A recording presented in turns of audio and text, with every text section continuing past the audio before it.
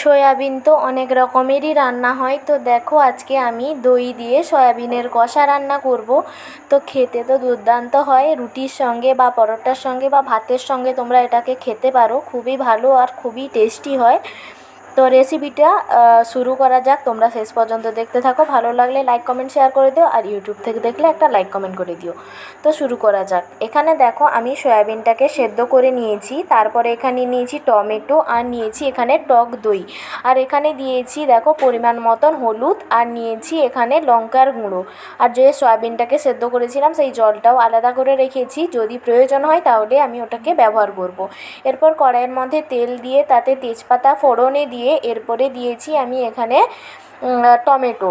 তোমরা আদাও দিতে পারো, আমি এখানে আদা দিইনি, চাইলে আদা তোমরা দিতে পারো। এরপরে দেখো এখানে দিয়েছি আমি যে হলুদ আর লঙ্কার গুঁড়ো জলটা রেখেছিলাম সেটাকেই অ্যাড করে দিয়েছি। তারপরে ভালো মতন এগুলোকে কিছুক্ষণ কষিয়ে নেব। এরপরে আমি এখানে অ্যাড করে দেব টক দই।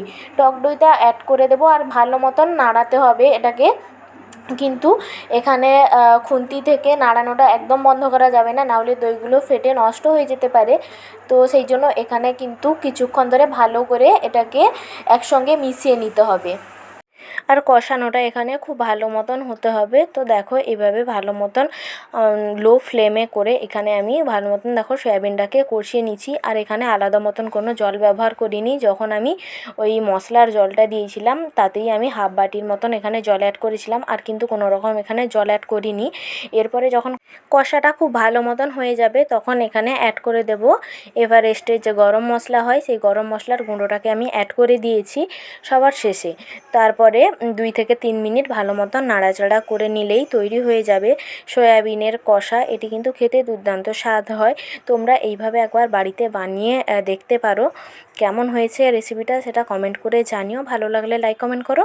দেখা হচ্ছে অন্য রেসিপিতে। Tata, bye bye.